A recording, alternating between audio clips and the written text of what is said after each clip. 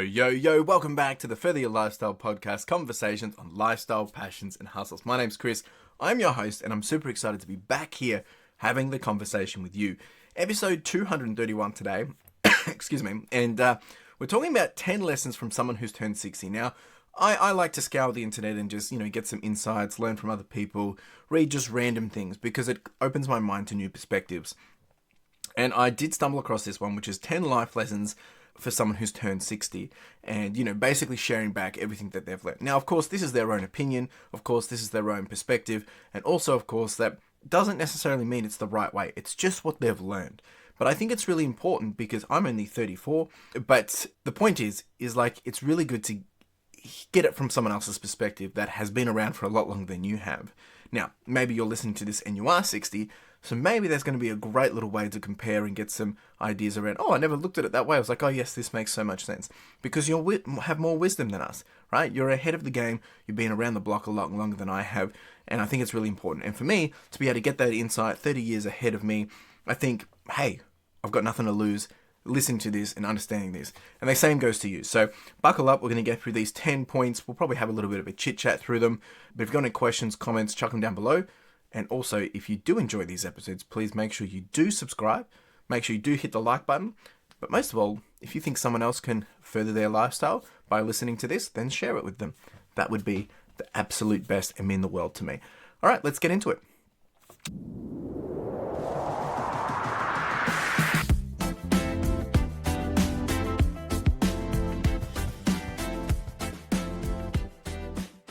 So, each one of these can be its own kind of like little, mini segment, but we're really just going to jump into it, see what it means, maybe have a bit of chit chat and go from there. It might be really short and sweet, but that's the point. We want to take it, we want to chew on it, we want to see how it resonates with us. Number one, you can never regret the walk. And the point here is like, when we tie in how motion and nature comes together, it creates clarity. And this person is talking about how they like to go on a regular walk, whether it's daily or on a regular basis. And what they've found is when they do that, it helps clear their mind. It helps create a space for them to get some of their best ideas. And the question we should ask ourselves is, what are we doing? What are we doing when our best ideas come to us? And you want to do more of that. For me, it's been running. Over the years, it's always been running. But it's different for everyone. So never regret taking the walk, or never regret taking the time to do the thing that gets you a headspace reset, is essentially what they're talking about. Number two, simple wins always. Seems straightforward. Overcomplication can look smart, but it ruins execution in business, health, and relationships.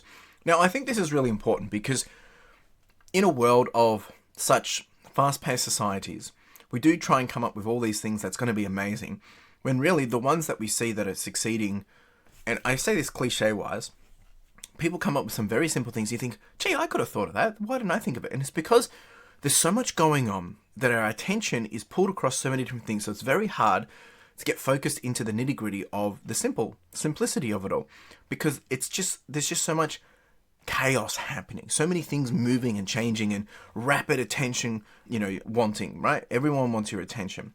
Even me here on the podcast. But the point is, it's like, look at how we can do this simply. There's a great quote from Tim Ferriss, is like, if this was easy, what would it look like? And this guy's saying, is like, if you can keep things simple, it will always win. And I think that's really important, not just in business, but let's apply it to health, apply it to relationships, apply it to furthering your lifestyle. How do we add simplicity into our life? Number three, most people just want to be seen. What you want to do is you want to speak to empathy when it comes to business, when it comes to leadership, but also anyone that you're dealing with. You're not here to be right, you're here to be real. And I think this is a lot of the time is we tend to forget that, and I've done it, we tend to forget that there's other people existing in this world. We live in this narrative where we think everything's about ourselves, when really everyone's just trying to figure it out for themselves and, just survive and get through life. And that's why it's really important that most people just want to feel a part of it. They want to be validated. We want to be validated. We want to feel loved. We want to feel part of something, even if we don't admit it. There is that level of just feeling accepted. So when we speak with empathy, or speak to empathy, meaning it helps bring people together, right? If you're talking in a way that invites conversation, makes people feel comfortable, not in the terms of telling them what they want to hear, but just being polite, being kind, right? People want to be seen, people want to be heard. So make sure you listen, make sure you let them share, but also, be real at the same time. That's what I took from this anyway. Number 4 was the world doesn't owe you attention. Now this is interesting because here we are, we're just talking about that we want all that attention, but the world owes you nothing. And that's really interesting. And it is true. We tend to get stuck into this world of like, we have this entitlement understanding that we deserve entitlement, but we also deserve that we should be of value to other people. So what does it mean? The question that they're suggesting here is, what does it mean to earn trust and what does it mean to earn the room? It's interesting to say that because when you walk into a room, there's certain people that walk into a room and everyone just respects that individual. But if you walked into the room, some people will not care. But we demand that attention. Now that comes through respect, it comes through authority, it comes through power, and it comes through a presence because they have a reputation. Now, the world doesn't owe anyone any of that, but it's only because it's well-deserved, simply because of one person's actions. Therefore, this is the response that they get from other people. You can't just expect that people are going to treat you the same way that they would treat the king. Now, I'm not saying we should all treat everyone like the king, because some of that seems a little over the top, but the king's the king. That's what it's meant to represent. So we need to be mindful that the world doesn't owe the attention to all of you, but it doesn't owe it to everyone else either.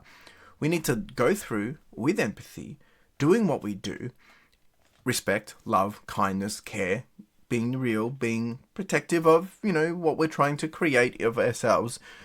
And the attention we desire can come through the authority and through the consistency and through the, our approachable selves that we develop, right? And it doesn't happen over... This is my interpretation of this, but this is what the guy has said, that, entitlement versus value, they're two different things, and we need to make sure we don't blur that line. Essentially, that's what he's saying.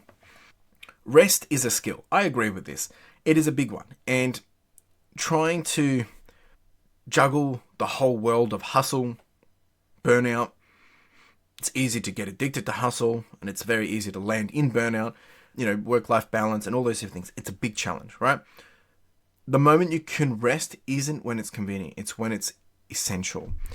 And we should... look, I struggle with this. I always put rest last. Always doing things. I'm filming today. I'm planning for a meeting next week. I'm doing all these different things today, when really I should just be taking time off and playing video games, right? I deserve that. But at the same time, I know what I need to do, and I also know what I want to do, and I also know that there is a point in time that I say, no, I just need to take some time out, right? Now, rest is different for everyone. Rest might be sitting in front of the TV and watching Netflix. Rest might be just actually taking a rest, like sleep. Rest might be going for a walk. It might be just reading a book on the beach. It may be spending some time with some friends, just doing nothing. It's different for everyone, but make sure you know what rest looks like for you and do apply it, and make sure you put it as a key component of your everyday life. If you don't, that's when burnout comes. All right. The next one that he says is, you can't think your way to confidence. Yeah. Confidence equals doing while scared every time. Yeah. I never felt ready, and maybe that's the secret. This is it. Like, some people will say, oh, you make it look so easy. I tell you, there is times when it does feel easy. There's times when it does feel good and things seem to fall into place, but then there's always something else scratching at the back, thinking, okay, that's coming. I've got to deal with this. I've got to get on top of that. Confidence, it comes through, consistency of doing something, doing reps, and then it just makes it a little bit easier. So therefore, the confidence becomes natural. You can't buy confidence. You have to earn confidence through doing. And a lot of the time, confidence is then found after doing things so many times that it's no longer scary. Me driving my walkie stacker, like when I first started that, it's scary. You're going to hit something. What about this? How am I going to do it? Now it's easier, right? I don't say it's easy, because there's still times where it's like, oh, I'm not sure if I can do this. But you figure it out, you go slow, you learn, and you get a bit more comfortable, you get a bit more confident, and boom. Now you've got a level of confidence to be able to do a certain thing with something. Right? It applies for everything. This makes complete sense. And I can agree. You've never felt ready. And that's maybe the secret. You've just got to be able to go get yourself to the position where you then are ready by doing it. Most people are faking it. Geez. I think it's true. A lot of us, we all want this. Coming back to, people just want to be seen. We share highlight reels. We want to be validated.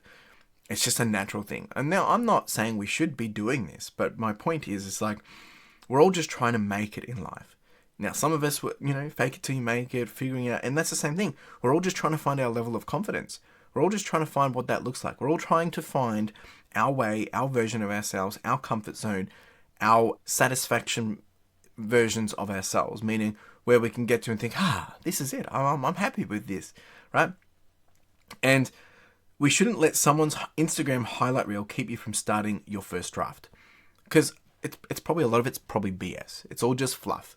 People show things. People share things. I share and document my journey. A lot of people don't like it because they don't think it's real. To me, it's real. To me, I live it every day. But at the same time, I'm not doing that to share what I'm doing for necessarily for you. It's for me. But at the same time, I do want it to inspire. I do want it to motivate, and I do want it to encourage others to go pursue their own dreams, right? And you should go after it. The next one is routine is stronger than motivation. I think this is key because, when things aren't going right, if you have a routine, you can fall back onto it and things will happen anyway. It's this classic statement, quote, I don't know, you don't rise to the level of your goals, you fall to the level of your systems, right? You can have all the goals in the world, but if you've got no system to get there, they're not going to happen. So, it's push come to shove. If things aren't going to play, then if you can fall back on a system, on a routine, that's where you'll still win. It's stronger than motivation. Number 9, the opposite of success isn't failure. It's not starting. Ooh, that's true. Like, action is the differentiator. People say they want to be successful, but there's a lot of people ain't doing nothing. And that's because they didn't start. So by you not starting, you're failing. By you starting and then it not working out, that's true. It's not failure. It's just you're not there yet. But by not starting, you are failing because you will never ever get to where you want to be if you do not start. I think this is really important. Most of the success I've found, this is what the guy said, most of the success I've found was hiding behind a really bad first attempt. It's true. So this is important. This is really good for me because I've got stuff I've got to do and I'm scared to do it, but we're going to figure it out. Number 10, the big one. Social media is a bad habit. It's true. It takes our attention, it takes our time, and it costs us those things. We can't get that time back, and time is the most precious thing to us. What we've kind of just described today from all these different things, a lot of it comes back to time and attention, where our attention goes. And there's a question the guy asks is, what could you build if you weren't checking your phone every 7 minutes? It's a good point. So a couple of other things that they've asked us to then think about after doing this little reflection piece is, which lesson hit hardest to you? Which one hit hardest to you? I think for me, it's the opposite of success is some failure. It's not starting. And there's things that I've been pushing out, but we just need to do it and figure it out because we're already ahead if we start. Which one do you already know but aren't living yet? No, that one was definitely a key one. Simple wins. I think sometimes I overcomplicate things, but at the same time, because I want it to be right, and I'm scared that it'll fail. But the same thing, if we just start, if we just do, we can figure it out. And if you could live just one of these this week, excuse me, if you could live just one of these this week, what would it be? It'd be less social media. It's a bad addiction. That's me, folks. Look, I would love to hear from you. Share it back to me. Let me know in the comments which one for you between 1 and 10 was the ones which hitting you the hardest, ones that you already know but aren't living yet, and 3, if you could do one this week, which one would it be? If you want to continue the conversation, more than happy to do so. Otherwise, appreciate you being here. We'll be back here again next week. You have a wonderful day. Cheers.